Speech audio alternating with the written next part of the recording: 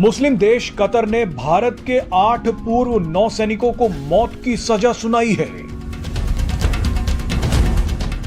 Qatar ने पिछले साल से ही गैर कानूनी तरीके से भारत के इन 8 पूर्व अधिकारियों को कैद में रखा हुआ है और अब अचानक कतर ने इन 8 भारतीय नागरिकों को मौत की सजा सुना दी। इस फैसले के बाद भारत सरकार भड़क गई है। भारत सरकार ने कतर की अदालत के इस फैसले पर गहरा दुख जताया है। भारत ने कहा है कि इस फैसले को चुनौती दी जाएगी। आपको बता दें कि कतर वही देश है जो लगातार इजराइल और हमास की जंग को भड़का रहा है।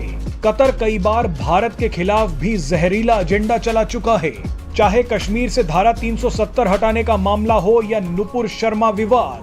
कतर ने भारत के खिलाफ जमकर जहर उगला था, लेकिन भारत के 8 पूर्व नौसैनिकों को मौत की सजा सुनाकर कतर ने हदें पार कर दी हैं।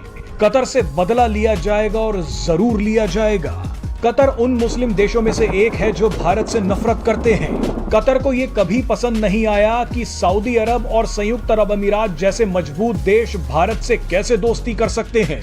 इसीलिए कतर और कतर का सरकारी मीडिया अल जजीरा भारत के खिलाफ षड्यंत्र रचता रहता है। बहरहाल अब आपको भारत के इन 8 पूर्व नौसैनिकों के बारे में कुछ जानकारी दे देते हैं। आपको याद दिला दें कि अगस्त 2022 से ही कतर ने भारतीय नौसेना के 8 पूर्व अधिकारियों को बंधक बना रखा है। कतर ने इन पूर्व अधिकारियों पर जासूसी का आरोप लगाया था। हैरानी की बात देखिए कि कतर ने ना तो कोई सबूत दिया और ना ही कोई बयान दिया। कतर ने चुपचाप इन 8 पूर्व नौसैनिकों को गिरफ्तार कर लिया। ये खबर बड़े ही रहस्यमयी तरीके से दुनिया के सामने आई। पिछले ही साल 25 अक्टूबर को एक महिला ने सोशल मीडिया पर लिखा कि कतर ने भारत के 8 पूर्व नौसैनिकों को गैरकानूनी तरीके से गिरफ्तार कर लिया। महिला ने कहा कि इन 8 पूर्व नौसैनिकों ने भारत की सेवा की है। इनमें से कईयों को तो मेडल तक मिले हैं, लेकिन कतर की सरकार ने इन्हें चुपचाप उठा लिया। अपने ट्वीट में इस महिला ने प्रधानमंत्री नरेंद्र मोदी को भी टैग किया था। आपको बता दें कि इन अधिकारियों में 3 रिटायर्ड कैप्टन, 4 कमांडर और 1 नाविक शामिल हैं।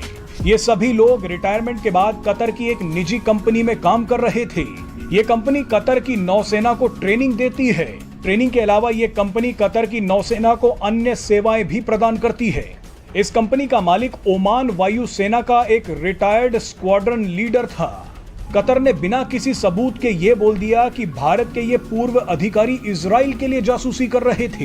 हैरानी की बात देखिए कि कतर की सरकार ने कई महीनों तक भारतीय दूतावास के अधिकारियों को भी इन पूर्व नौसैनिकों से मिलने नहीं दिया था, लेकिन अब कतर ने भारत के इन पूर्व अधिकारियों को मौत की सजा सुना दी है।